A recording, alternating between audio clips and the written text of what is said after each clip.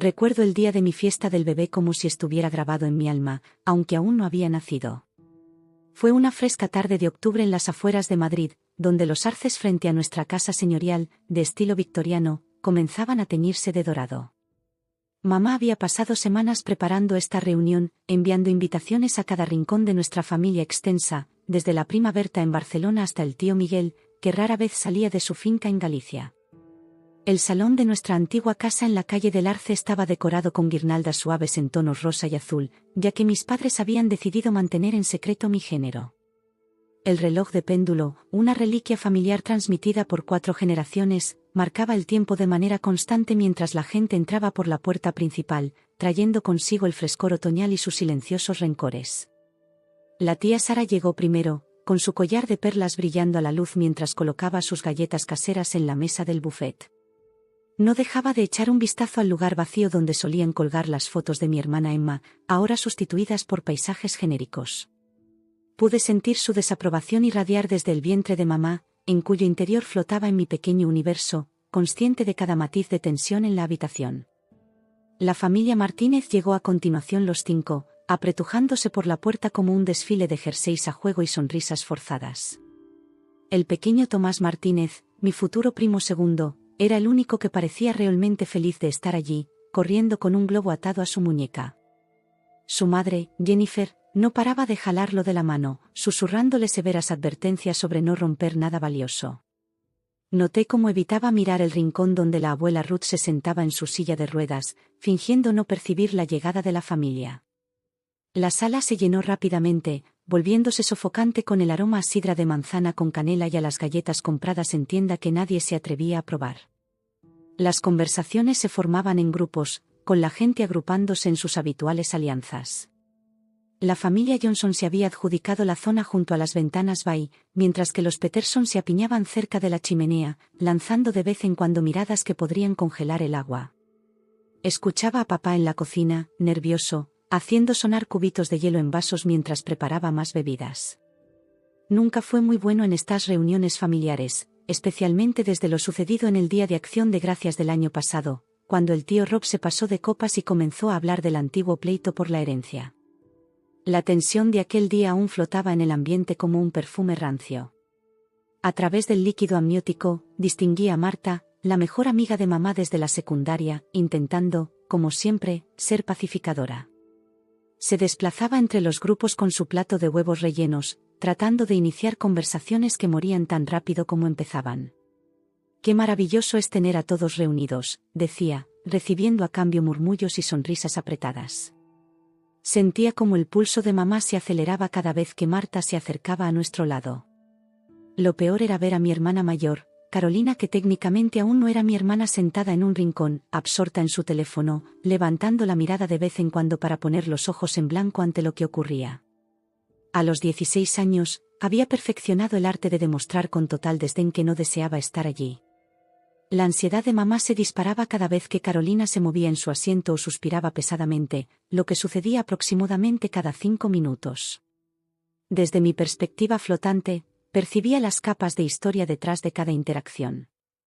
Allí estaba la tía abuela Elena, que no hablaba directamente con mamá desde la discusión por el testamento de abuelo hace 3 años, fingiendo estar absorta en ajustar su audífono. La nueva esposa del tío Pedro, Jessica, intentaba integrarse a las conversaciones, pero era recibida con respuestas de una sola palabra y giros de espalda. No conocía la costumbre familiar de excluir a los recién llegados durante al menos 5 años, era como una regla tácita. La mesa de regalos estaba prácticamente vacía, otro silencioso testimonio de los verdaderos sentimientos de la familia hacia esta celebración.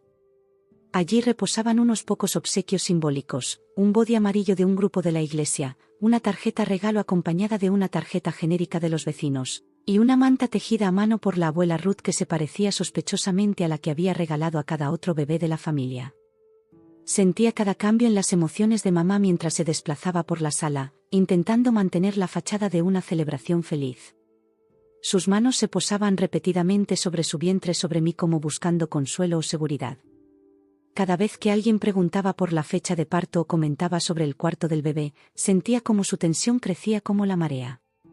La luz de la tarde comenzaba a menguar, proyectando largas sombras sobre los suelos de madera. El reloj de péndulo marcó las 4, y cada campanada parecía enfatizar el peso de las palabras no dichas que llenaban la estancia.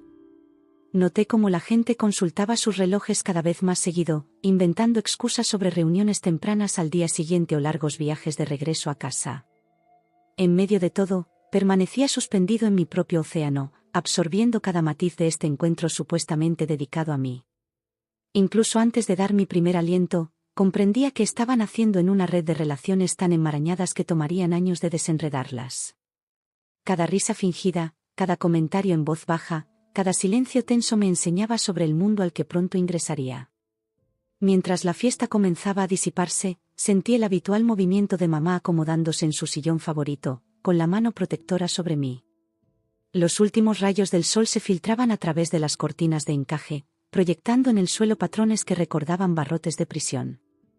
En ese instante, supe que mi llegada sanaría heridas ancestrales o las profundizaría irremediablemente. El peso de esa responsabilidad me oprimía como las paredes de mi hogar temporal, y me preguntaba si alguien en la sala podía sentir la magnitud de lo que estaba a punto de suceder. La tensión alcanzó su punto crítico cuando Margarita, mi madre adoptiva, hizo su entrada. No se había molestado en quitarse su abrigo de diseño, señal inequívoca de que no planeaba quedarse mucho tiempo. El clic de sus tacones sobre el suelo de madera resonaba como una cuenta regresiva, y las conversaciones se apagaban en seco al acercarse a donde mamá se encontraba. Sentía el corazón de mamá acelerarse, sus manos instintivamente protegiéndome. La temperatura de la habitación parecía descender varios grados mientras Margarita examinaba la reunión con unos ojos capaces de congelar el Atlántico. Su cabello gris, perfectamente peinado, y sus costosos pendientes de perlas no lograban ocultar la amargura que marcaba su rostro, envejecido más allá de sus 55 años. Elena, se dirigió a mamá con una voz que cortaba el aire, veo que has logrado reunir a bastante gente. Su boca se curvó en lo que para otros podría haber parecido una sonrisa, pero en ella parecía más una herida. Los familiares cercanos de nosotros de pronto se interesaron de forma exagerada por sus copas de ponche o por el diseño de la alfombra. A través del fluido amniótico, oía el tic-tac constante del reloj de péndulo, marcando cada exasperante segundo. Papá se había acercado, merodeando de manera incierta cerca de la puerta, con las manos profundamente metidas en los bolsillos, un hábito nervioso que llegué a reconocer años después. Carolina, mi pronto hermana, alzó la mirada de su teléfono con ojos abiertos, anticipando el drama que estaba a punto de estallar. Fue entonces cuando Margarita soltó su bomba, palabras que resonarían a lo largo de toda mi infancia. ¿Crees que puedes nacer antes que tu hermana? Nunca. El único nieto legítimo es el de ella. Hizo un gesto hacia Raquel, su hija biológica, que se encontraba junto a la chimenea, acunando su propio vientre hinchado. Raquel estaba programada para dar a luz 3 meses después de mí, pero a los ojos de Margarita, su bebé ya portaba una corona. El silencio que siguió fue absoluto. Incluso el pequeño Tomás Martínez dejó de jugar con su globo. La mano de la tía Sara se quedó inmóvil a medio camino de su boca, olvidando la galleta. Sentí como el cuerpo de mamá se tensaba, sus dedos presionando con mayor fuerza contra el vientre donde yo flotaba, intentando comprender lo que sucedía. Desde mi santuario acuático, observé cómo Raquel se llevó la mano a su propio abdomen, con una leve sonrisa de satisfacción asomándose en sus labios. Tomó otro sorbo de su sidra espumosa que no era vino, como yo había pensado al principio mientras escudriñaba la sala, desafiando a cualquiera que osara contradecir la declaración de su madre.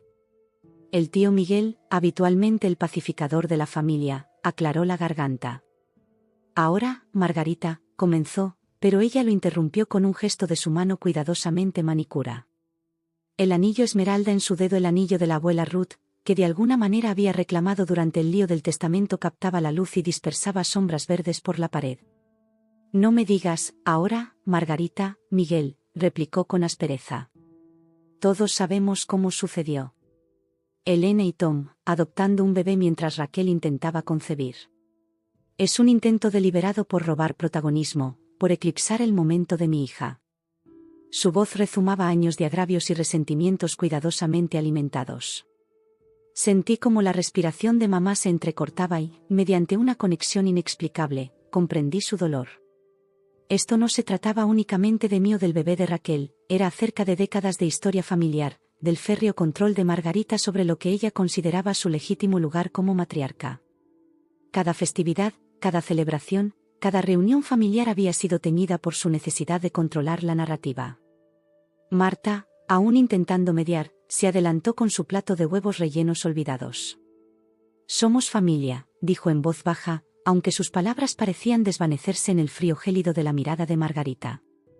«¿Familia?», se rió Margarita con un tono tan cortante que parecía partir el hielo. «Permíteme hablarte de familia. La familia es sangre. La familia es tradición. La familia no se compone de adoptados a quienes se les hace creer que pertenecen a la mesa». Miró fijamente el vientre de mamá sobre mí mientras hablaba, y sentí el peso de su rechazo filtrarse a través de cada capa de piel y músculo que me protegía. Finalmente, papá encontró su voz. «Basta, Margarita», dijo, acercándose al lado de la silla de mamá. Su mano reposó sobre su hombro, y pude sentir el leve temblor en sus dedos a través del cuerpo de mamá. «Esto se supone que es una celebración». «Oh, sí, celebremos», replicó Margarita con sarcasmo. «Celebremos como todos fingís que esto es normal». Que esto, dijo señalando despectivamente el vientre de mamá, es lo mismo que un nieto de verdad. Raquel ha llevado la sangre de nuestra familia por generaciones. Pero este siempre será un forastero. Sentí algo cambiar dentro de mí, una extraña mezcla de dolor y desafío. Incluso antes de tener pulmones para respirar o voz para hablar, deseaba contradecir sus palabras. A través del fluido que me rodeaba, percibía la incomodidad de los demás familiares, su silenciosa desaprobación hacia la crueldad de Margarita, pero también su renuencia a enfrentarse a ella. La silla de ruedas de la abuela Ruth chirrió cuando finalmente se levantó de su rincón. Su voz, a pesar de titubear por la edad, llevaba la autoridad que ni Margarita podía ignorar. «Cada niño es una bendición», dijo con sencillez, pero la mirada que dirigió a Margarita hablaba de años de decepción por lo que su hija se había convertido. El ambiente se quedó en un silencio sepulcral. El rostro de Margarita se sonrojó y luego palideció. Por un instante pensé que podría disculparse, pero en lugar de eso, enderezó su ya rígida espalda y se dirigió a la puerta. «Ya veo de qué lado están las lealtades», anunció en voz alta. «Raquel, nos vamos. No me quedaré donde la herencia de nuestra familia no vale nada». Raquel se dispuso a seguir a su madre, pero no sin antes lanzar una mirada triunfal en nuestra dirección. El repiqueteo de sus tacones en las escaleras del porche resonaba como disparos, y el portazo de la puerta del coche hizo vibrar las ventanas. Mientras su BMW salía de la entrada, sentí como el cuerpo de mamá comenzaba a estremecerse con lágrimas silenciosas. Poco después, los invitados restantes empezaron a irse, murmurando despidos incómodos y evitando el contacto visual. Solo Marta y la abuela Ruth se quedaron. Marta limpiaba en silencio mientras la abuela Ruth tomaba la mano de mamá, ofreciendo el consuelo callado de alguien que había sobrevivido a tormentas similares.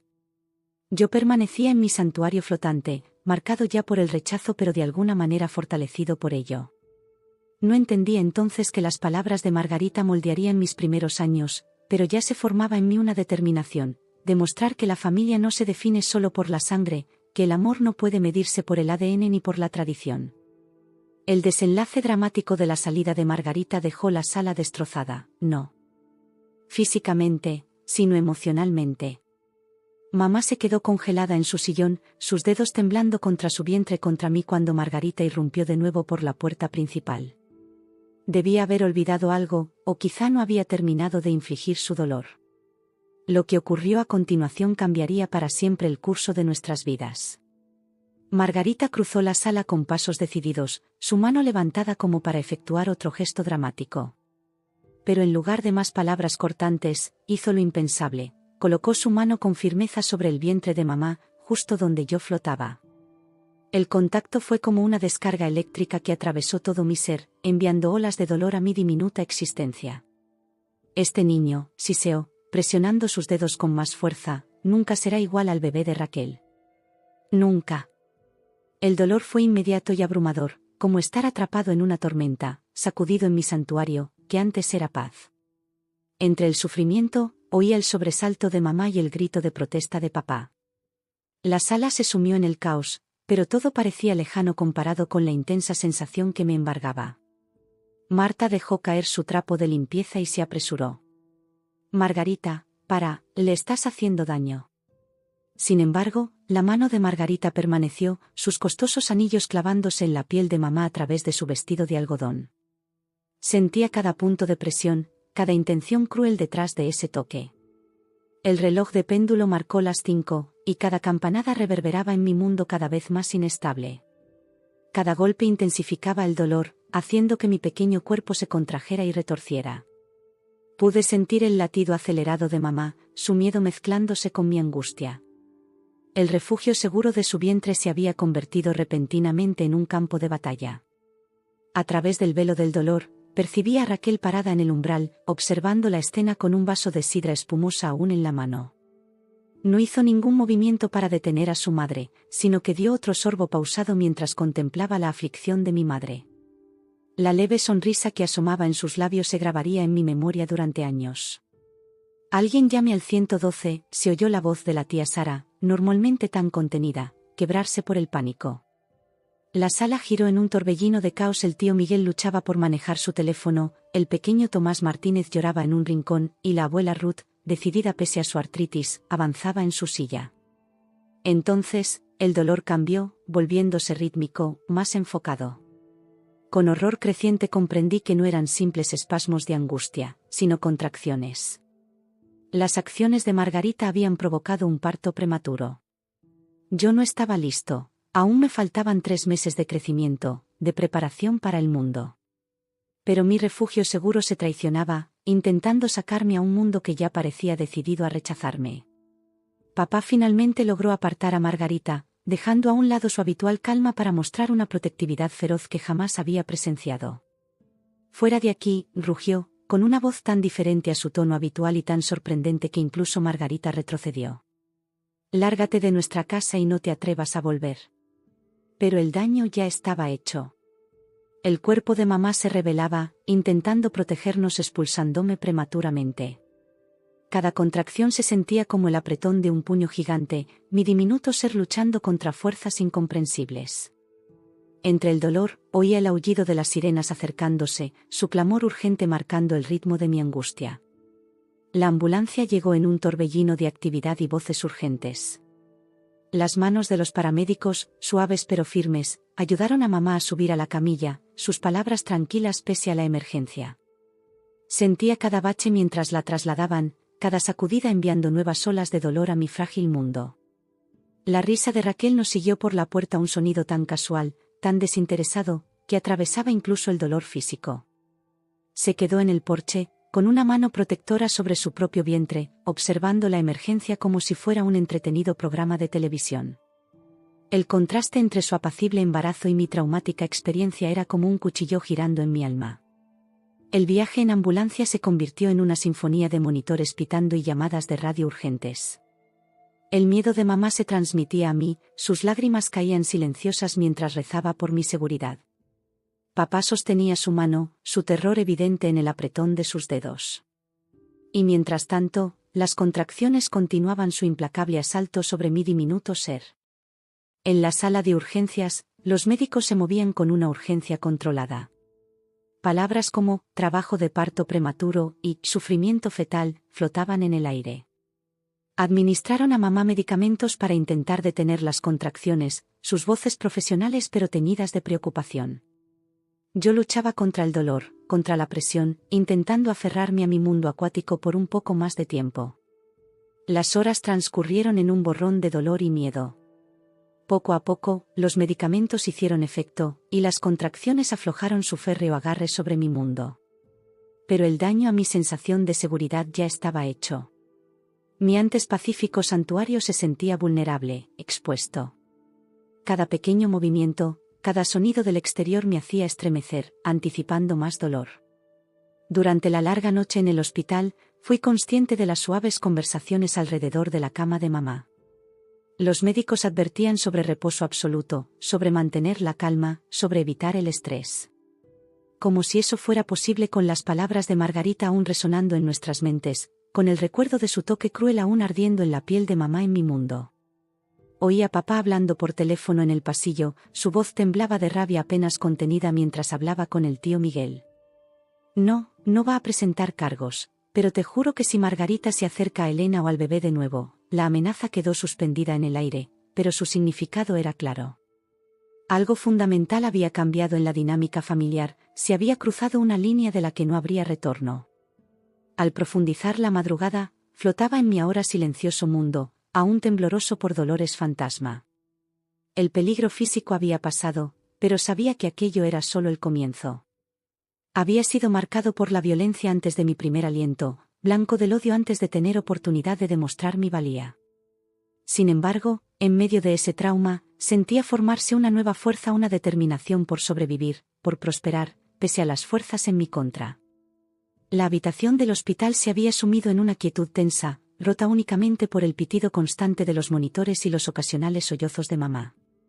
Papá se había quedado dormido en la incómoda silla de visitantes, su mano todavía aferrada a la de mamá.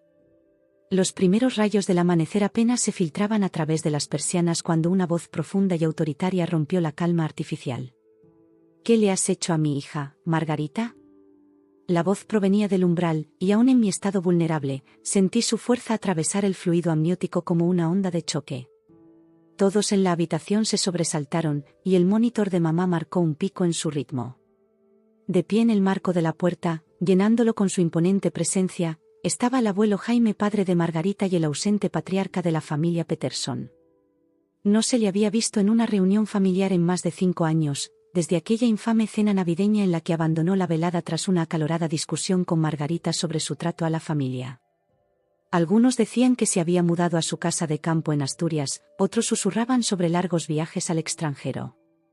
Pero allí estaba, con su cabello plateado perfectamente peinado a pesar de la temprana hora, y unos penetrantes ojos gris acero observando cada detalle de la escena. Detrás de él, Marta, que debió haberlo llamado, retorcía sus manos nerviosamente en su cardigán. El silencio que siguió a su pregunta fue ensordecedor. Incluso las máquinas del hospital parecían haberse aquietado en respuesta a su presencia. Sentí a mamá moverse ligeramente en su cama, su mano protectora cubriéndome. Papá se levantó, aclarando la garganta, pero el abuelo Jaime alzó la mano para impedir que hablara. He oído todo, continuó, su voz cargada con la autoridad de décadas. Sobre la fiesta del bebé, sobre el comportamiento de Margarita, sobre esto. Señaló a la sala que nos rodeaba. Pensé haberla criado mejor que esto. Desde mi capullo flotante, pude percibir el cambio de energía en la sala. Esto no era simplemente una visita inesperada, era la llegada de alguien con el poder de cambiarlo todo. Sentí como la tensión en mamá comenzaba a ceder, como si la presencia del abuelo Jaime ofreciera cierto resguardo. Se ha pasado de la raya esta vez, intervino Marta desde detrás de él, con voz más firme. Jaime, deberías haberlo visto. Lo que dijo sobre el bebé, lo que hizo con Elena. Su voz se quebró de emoción, y recordé cómo había intentado intervenir durante el ataque de Margarita.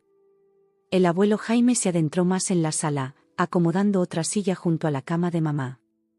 A pesar de su imponente figura, sus movimientos eran gentiles, cuidadosos de no perturbar los aparatos médicos. Elena, dijo en tono suave, quiero que me cuentes todo. Desde el principio. Y así lo hizo mamá. Con voz temblorosa al principio, pero que fue ganando fuerza, relató el proceso de adopción, la reacción de Margarita al enterarse de que yo llegaría antes que el bebé de Raquel, y la creciente tensión que finalmente estalló en la fiesta del bebé. Sentía cada emoción en sus palabras vibrar a través de su cuerpo y llegar hasta mí. Cuando terminó, la expresión del abuelo Jaime se oscureció, las líneas alrededor de su boca se profundizaron. La familia Peterson, dijo, siempre ha significado algo más que la sangre. Mi propia madre, tu abuela, Elena, fue adoptada. Margarita lo sabe. Creció con esa historia. Esa revelación estremeció la sala. Papá se sentó más erguido, y pude sentir la sorpresa de mamá recorrerle el cuerpo. Incluso yo, flotando en mi mundo protegido, comprendía la importancia de aquel recóndito fragmento de historia familiar, enterrado tras años de la pretensión de Margarita sobre lo que era tener sangre verdadera. He cometido errores, continuó el abuelo Jaime, con voz cargada de pesar. Permitir que el comportamiento de Margarita pasara desapercibido durante demasiado tiempo. Pensé que retirarme la obligaría a reflexionar, a cambiar. En cambio, señaló a los monitores que seguían registrando mi acelerado latido. La luz matinal se hacía más intensa, creando patrones en el suelo del hospital que parecían moverse con el paso de las nubes. Una enfermera entró a revisar los signos vitales de mamá, desplazándose en silencio alrededor de nuestra pequeña conferencia familiar. Sentía cada paso como un recordatorio de cuán conectados estábamos, de cómo cada acción afectaba a los demás de formas impredecibles. ¿Qué vas a hacer?, preguntó Marta, dando voz a la pregunta que flotaba en el ambiente. El abuelo Jaime se levantó, su estatura completa haciendo que la sala pareciera más pequeña. Primero, me aseguraré de que Elena y el bebé estén a salvo. Ya hablé con la seguridad del hospital. Margarita no podrá acercarse a este piso. Luego, tendré una larga conversación pendiente con mi hija. Su voz adquirió un tono más firme. El peso de sus palabras se posó sobre la sala como una manta protectora. Por primera vez desde el ataque de Margarita, sentí como la tensión en mamá comenzaba a disiparse de verdad. El temor constante que había marcado sus venas, afectándonos a ambos, empezaba a ceder. Pero hay más, dijo el abuelo Jaime, sacando de su chaqueta un sobreviejo y desgastado, el papel amarillento por la edad. Estos son los papeles de adopción de mi madre, tu bisabuela. Junto con ellos, hay una carta que escribió, destinada a ser transmitida en la familia. Margarita nunca ha visto esto. Creo que ya es hora de que todos lo conozcamos. Mientras empezaba a leer la carta en voz alta, su voz profunda llenaba la sala con palabras de amor, aceptación y el verdadero significado de la familia, y yo sentí algo cambiar en mi pequeño mundo. El dolor del ataque de Margarita seguía allí, el recuerdo de su crueldad aún era fresco, pero ahora había algo más, un sentido de herencia, de pertenencia a algo mayor que la estrecha definición de familia de Margarita.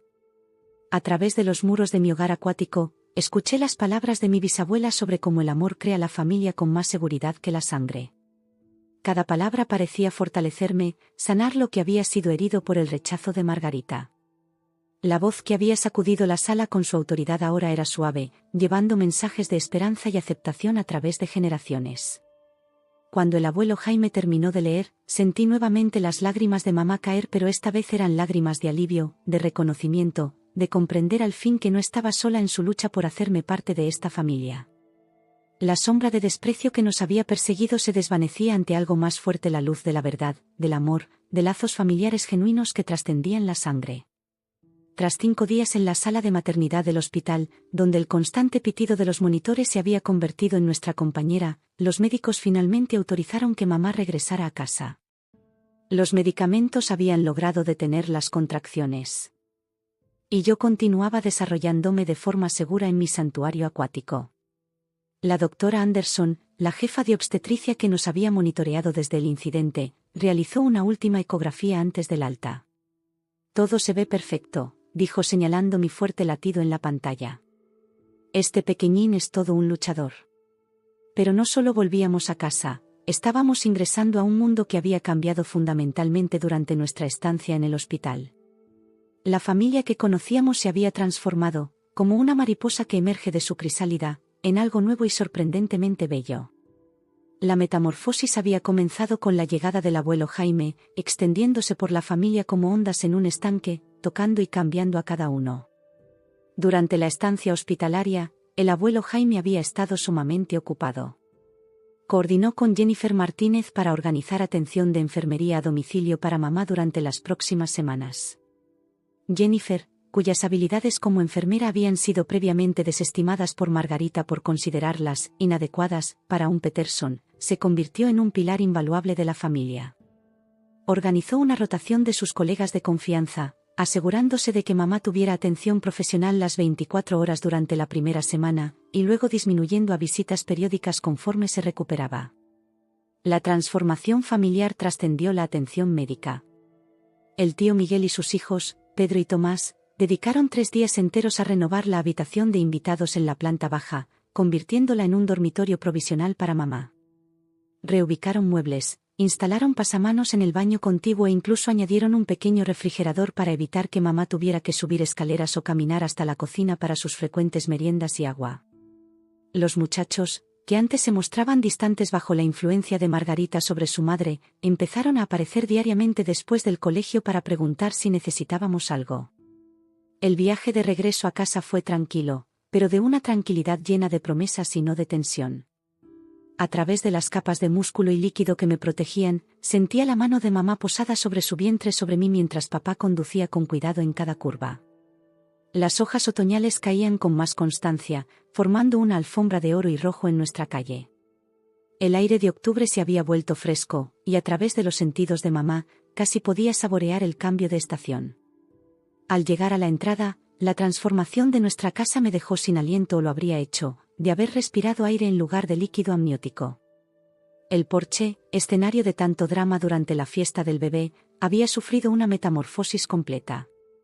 El tío Miguel y sus hijos no solo lo habían repintado de un cálido tono crema, sino que también reemplazaron las tablas desgastadas, arreglaron la barandilla suelta y añadieron molduras blancas que daban a la casa un aspecto renovado y acogedor. La tía Sara, siempre con ojo para el diseño pero habitualmente silenciada por los gustos tradicionales de Margarita, supervisó la decoración del espacio exterior.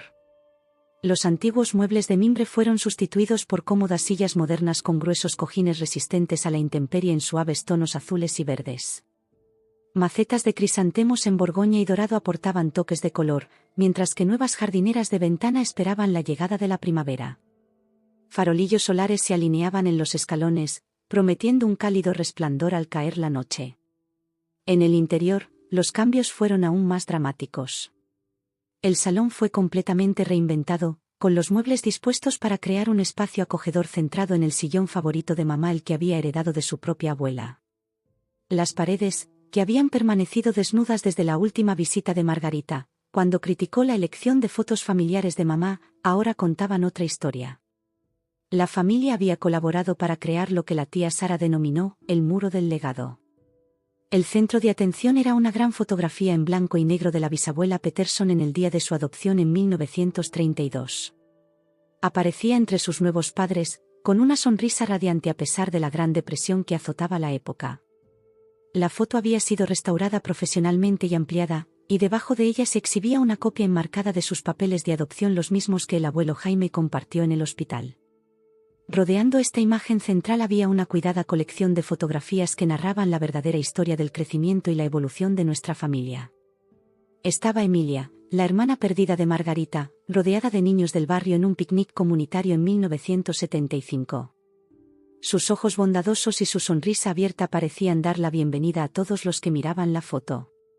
Junto a ella colgaban imágenes que Margarita había desterrado de las exhibiciones familiares, la tía Sara y Tomás en su día de adopción, el tío Pedro y la celebración multicultural de su boda con Jessica, el día de acción de gracias de la prima Berta, donde tradiciones de 3 culturas se fusionaron en una mesa llena de alegría.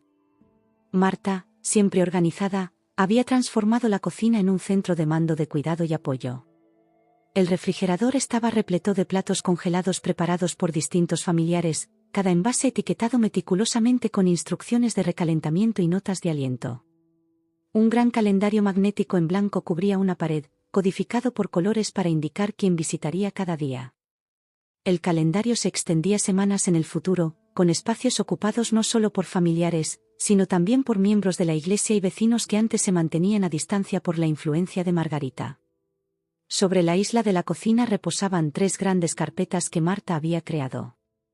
La primera contenía información médica, horarios para la medicación de mamá y números de teléfono importantes. La segunda estaba repleta de datos sobre la preparación para el bebé, incluyendo listas de artículos necesarios y ejercicios suaves que mamá podía hacer en reposo absoluto. La tercera, que provocaba lágrimas en los ojos de mamá, era una colección de cartas y tarjetas de familiares, cada una compartiendo sus esperanzas y sueños para el nuevo bebé para mí. Mientras mamá se acomodaba en su renovado dormitorio, sentí como su cuerpo finalmente se relajaba por primera vez en días. El sol de la tarde se filtraba a través de nuevas cortinas, una obra de la abuela Ruth creando patrones en la pared que danzaban con la promesa de un futuro. La habitación había sido pintada de un suave verde salvia, color que la abuela Ruth comentaba que Emilia siempre había amado. Es el color del nuevo Brote, le decía a mamá. Del renacer. Papá trajo una taza de té de manzanilla y se sentó al borde de la cama, su mano encontrando la de mamá con naturalidad, como si fuera lo más normal del mundo. El anillo de promesa de plata que le había regalado cuando decidieron adoptar el mismo que Margarita había despreciado por no ser un anillo de compromiso real, captaba la luz y dispersaba diminutos arcoíris sobre la colcha. Elena, dijo suavemente, encontré algo mientras estabas en el hospital. Sacó un viejo diario, con la tapa de cuero suavemente desgastada por los años. Estaba en una de las cajas que trajo el abuelo Jaime. Perteneció a Emilia. Mamá se enderezó, y pude sentir cómo su curiosidad reflejaba la mía. A través de mi mundo protegido, escuché a papá leer las palabras de Emilia, escritas hace décadas pero sorprendentemente pertinentes a nuestra situación. La familia es como un jardín. No puedes controlar hacia dónde crecen las flores, ni qué colores adoptarán. Solo puedes proveer el suelo, el agua, la luz del sol, el amor que necesitan para prosperar. A veces, las flores más hermosas nacen de semillas que ni siquiera plantaste, llevadas a tu jardín por el viento de la casualidad y la bendición. Margarita se preocupa demasiado por mantener el jardín exactamente como siempre ha sido, pero olvida que los jardines más mágicos son salvajes y libres, llenos de belleza inesperada y combinaciones sorprendentes que nadie podría haber planeado. Mientras papá leía, sentí las lágrimas de mamá caer, esta vez no de tristeza, sino de reconocimiento, de esperanza. Esas palabras flotaban en el aire, envolviéndonos en un abrazo sutil. Eran palabras que Margarita había rechazado, pero que el resto de la familia estaba finalmente dispuesta a acoger de nuevo. Las semanas siguientes trajeron una constante afluencia de visitas, cada una contribuyendo a la nueva narrativa que estábamos construyendo. La tía Sara llevaba a Tomás varias veces a la semana, y juntos comenzaron a planear un jardín de mariposas para el patio trasero. Las mariposas son la encarnación de la transformación, le explicó a mamá. Nos recuerdan que el cambio, incluso cuando parece imposible, es natural y bello. El tío Miguel dedicaba sus fines de semana a arreglar los detalles de la casa que habían sido largamente descuidados. Sustituyó el escalón chirriante de la escalera trasera, instaló ventanas de alta eficiencia energética en la sala de bebés, y construyó una estantería a medida que se extendía por la esquina de lo que sería mi cuarto. Su silencioso apoyo hablaba por sí solo de los cambios en la dinámica familiar. Jennifer Martínez, ya una presencia habitual en nuestro hogar, aportaba no solo su experiencia médica, sino también amistad. Compartía historias sobre sus propias batallas contra el juicio de Margarita y lo liberador que era finalmente enfrentarlo. Es como si al fin pudiera respirar, comentó una tarde mientras le tomaba la presión a mamá. Todos podemos hacerlo. Incluso algunas de las amistades más antiguas de Margarita comenzaron a distanciarse de sus rígidas ideas y a acercarse a nuestro lado de la familia. La señora Anderson, compañera de bridge de Margarita por 20 años, trajo un edredón hecho a mano y se disculpó entre lágrimas por no haber alzado la voz antes. La vi herir a tantas personas, confesó, extendiendo el edredón sobre la cama de mamá. Me dije que no me correspondía interferir, pero el silencio solo beneficia a los abusadores. El edredón contaba su propia historia, cada panel había sido confeccionado por un miembro diferente de la familia o amigo, incluyendo varios retazos de vestidos antiguos de Emilia que la abuela Ruth había guardado. Era un símbolo tangible de cómo la familia se reconstruía, más fuerte y hermosa por haber enfrentado sus partes rotas. A través de todo, seguía creciendo y desarrollándome en mi refugio seguro, pero ahora percibía algo distinto en el ambiente. En lugar del miedo y la tensión, se respiraba anticipación y alegría. La oscuridad que amenazaba con opacar mi llegada se había transformado en luz, no ignorando el dolor, sino enfrentándolo, comprendiendo y eligiendo un camino diferente. El abuelo Jaime se convirtió en una presencia constante en nuestra casa, a menudo sentándose con mamá por las tardes, compartiendo historias sobre Emilia y la adopción de su propia madre. Su voz profunda resonaba en el cuerpo de mamá mientras relataba anécdotas de una historia familiar que Margarita había intentado suprimir. Hablaba de cómo la familia biológica de su madre se había acercado años después, no para reclamarla, sino para ampliar el círculo de amor. La familia, decía, no es un círculo cerrado. Es una espiral en constante expansión, que se enriquece con cada nuevo integrante. Una tarde particularmente significativa, la abuela Ruth trajo una caja con la ropa de bebé de Emilia, conservada durante décadas. Mientras ella y mamá revisaban aquellas prendas, sus manos rozando el suave tejido amarillento, la abuela Ruth compartía historias sobre los sueños de Emilia para la familia. Siempre decía que el amor se multiplica, no se divide, recordaba, sosteniendo un pequeño suéter amarillo. Cuanto más das, más hay. Cada prenda guardaba recuerdos: el pequeño gorro azul que Emilia llevaba al salir del hospital, el vestido bautismal que todos los bebés Peterson habían usado desde 1950, el cardigan tejido a mano que Emilia lucía en su última fotografía. Sentí la alegría de mamá al sostener cada diminuta prenda, imaginándome a mí vistiéndola. No eran simples ropas, eran un vínculo con el pasado, un puente entre la historia de amor de la familia y su futuro de aceptación. Cada objeto narraba una historia de esperanza, de bienvenida, de pertenencia. La abuela Ruth las había lavado y conservado con esmero, como si supiera que volverían a ser necesarias. Mientras mamá se instalaba en su renovado dormitorio, sentí como su cuerpo finalmente se relajaba por primera vez en días. El sol de la tarde se filtraba a través de nuevas cortinas, una obra de la abuela Ruth, creando patrones en la pared que parecían bailar con la posibilidad. La habitación, pintada de un suave verde salvia, evocaba el color del renacer, tal como la abuela Ruth solía decir, es el color de lo nuevo, de la esperanza. Papá trajo una taza de té de manzanilla y se sentó al borde de la cama, tomando la mano de mamá de forma natural. El anillo de promesa de plata que le había dado cuando decidieron adoptar, el mismo que Margarita había desestimado por no ser un anillo de compromiso real, brillaba y dispersaba diminutos arcoíris sobre la colcha. Elena, dijo suavemente, encontré algo mientras estabas en el hospital. Sacó un viejo diario, con la cubierta de cuero suavemente desgastada por los años. Estaba en una de las cajas que trajo el abuelo Jaime. Perteneció a Emilia. Mamá se sentó más erguida y pude sentir cómo su curiosidad reflejaba la mía. A través de mi mundo protegido, escuché a papá leer las palabras de Emilia, escritas hace décadas pero sorprendentemente pertinentes a nuestra situación: la familia es como un jardín. No puedes controlar hacia dónde crecen las flores ni qué colores adoptarán. Solo puedes proveer el suelo, el agua, la luz, el amor que necesitan para florecer. A veces, las flores más hermosas nacen de semillas que ni siquiera sembraste, llevadas a tu jardín por el viento de la casualidad y la bendición. Margarita se preocupa demasiado por mantener el jardín tal como siempre fue, pero olvida que los jardines más mágicos son salvajes y libres, llenos de belleza inesperada y combinaciones sorprendentes que nadie podría haber planeado. Mientras papá leía, sentí como las lágrimas de mamá caían, pero esta vez no eran de tristeza, sino de reconocimiento, de esperanza. Esas palabras flotaban en el aire, envolviéndonos en un tierno abrazo. Eran palabras que Margarita había rechazado, pero que el resto de la familia finalmente estaba dispuesta a aceptar nuevamente. Las semanas siguientes trajeron una afluencia constante de visitas, cada una contribuyendo a la nueva narrativa que estábamos construyendo.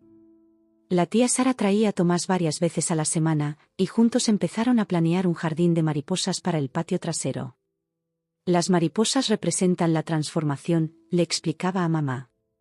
Nos recuerdan que el cambio, aunque parezca imposible, es natural y bello.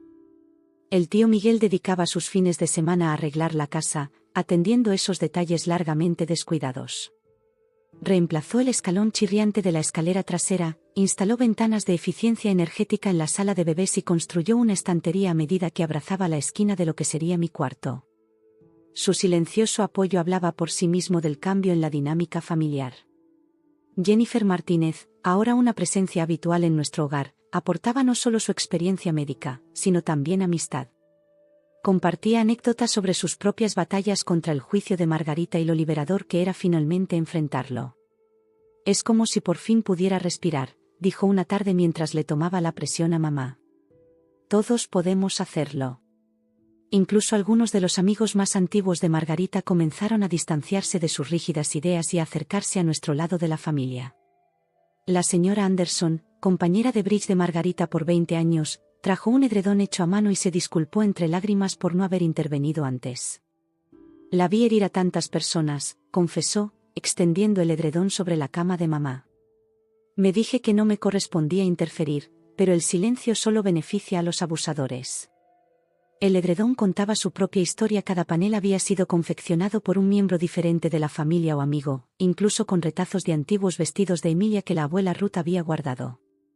Era un símbolo tangible de cómo la familia se iba reconstruyendo, más fuerte y hermosa por haber enfrentado sus roturas.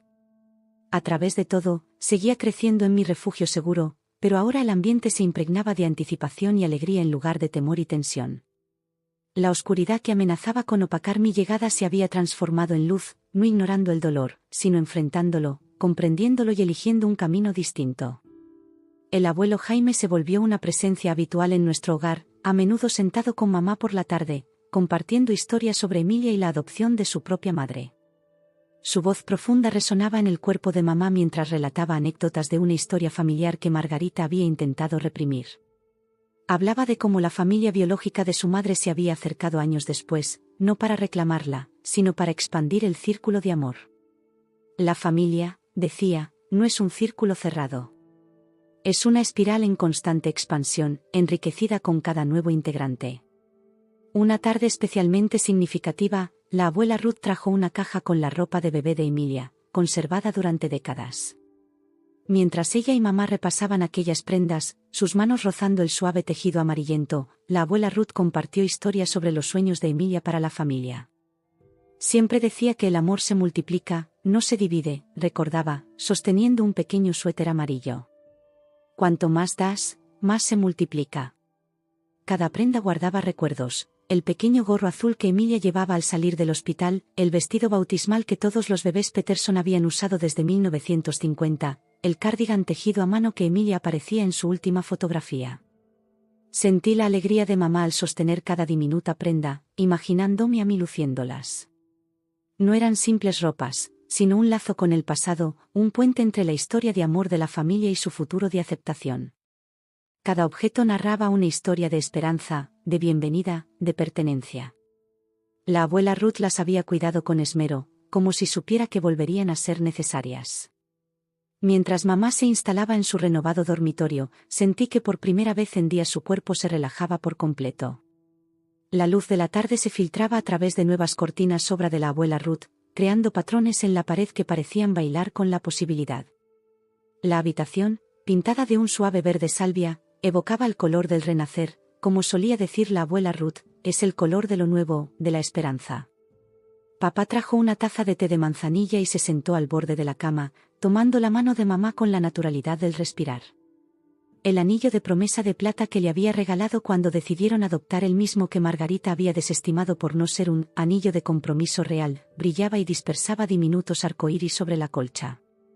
Con el paso del tiempo, la familia se fue transformando de manera irrevocable. Cada visita, cada reparación, cada gesto de cariño, reafirmaba que, a pesar del rechazo y del dolor, el verdadero significado de la familia no estaba en la sangre, sino en el amor que se construye y se elige cada día. Así, mientras flotaba en mi mundo seguro, entendí que no solo estaba sobreviviendo, sino siendo parte de una revolución en la historia de nuestra familia. Cada patadita, cada movimiento, cada latido era una declaración: yo pertenecía, no a pesar de las circunstancias de mi llegada, sino gracias al amor que me eligió, me defendió y transformó para siempre la forma en que entendíamos el verdadero significado de estar conectados. Y así, en mi santuario personal, mientras escuchaba el ir y venir de familiares que traían comida, amor y apoyo, supe que mi historia apenas comenzaba. No había empezado con el rechazo de Margarita ni con la decisión de mamá y papá de adoptar, sino hacía generaciones, con otro niño adoptado que llegó a comprender que la familia se construye con amor, no se protege con temor. Yo era simplemente el capítulo más reciente en una continua historia de transformación y crecimiento, del poder del amor para derribar muros y levantar puentes. El cuarto del bebé, casi listo, esperaba mi llegada. Sus paredes estaban decoradas con un mural de jardín, un regalo de la tía Sara en el que mariposas danzaban entre flores de todos los colores y variedades. En la estantería construida por el tío Miguel, el diario de Emilia ocupaba un lugar de honor, abierto en el pasaje que describía su jardín, recordando a todos que las flores más hermosas nacen de semillas inesperadas. Y sobre mi cuna, colgaba un móvil hecho con cristales que pertenecieron a la bisabuela Peterson, capturando la luz y enviando destellos de arcoíris por la habitación, un recordatorio constante de que la belleza adopta muchas formas, y que los lazos familiares más preciados son aquellos que elegimos cultivar y hacer crecer.